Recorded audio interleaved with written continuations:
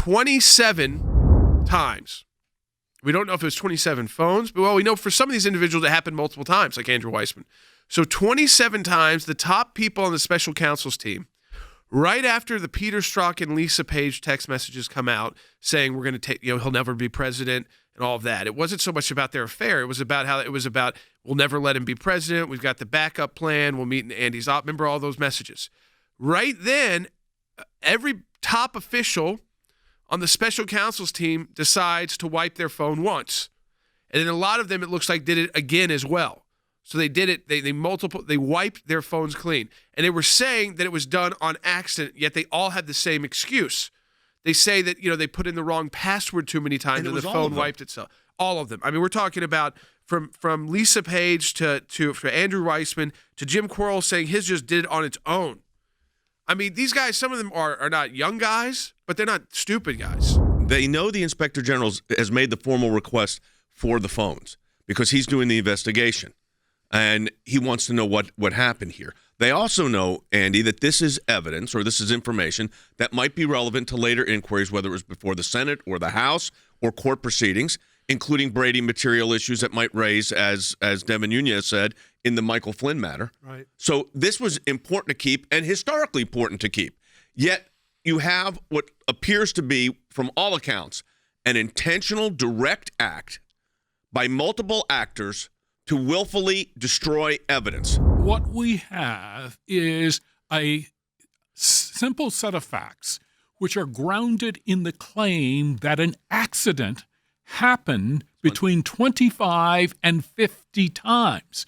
This is a shambolic set of facts which is worthy of a Monty Python skit, but for the fact that this is so serious because it involves, arguably, an obstruction of justice. The legal consequences of criminal prosecution for at least two statutes that I would use.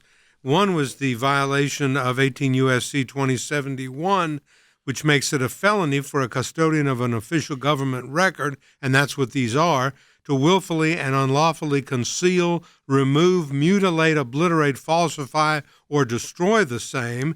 And more apropos, perhaps, is the obstruction of justice, and that is the statute 18 U.S.C. 1512, who says whoever corruptly, and that means with an improper purpose, alters, destroys, mutilates any record, document, or other object with intent to impair the object's integrity or the availability of that for the use of that in an official proceeding. In this case, the official proceeding being an investigation by the Inspector General of the Department of Justice. Colonel Smith, if you were in the Army still, because you're retired now, and you had an Inspector General's report going on, and they wanted to talk to you and they wanted your phone, and it was spontaneously combusted, it was removed, you deleted the data, what happens to you? I would be dismissed in the court-martialed? Yeah, you could be court-martialed. You certainly could have administrative proceedings brought against you. It would have stopped my career. Depending on what it was, you could actually, go to jail for this kind of thing. What I find interesting in all of this, Jay, is that I was issued a phone by the Pentagon. I carried it for 3.5 years, and a computer, and it never occurred to me to delete anything because you sign a paper when that device is issued to you in which you have to acknowledge that all messages, all traffic, all documents on that belong to the federal government. Okay. And you cannot mess with that. What we really need is for John Durham to go after each and every one of these individuals.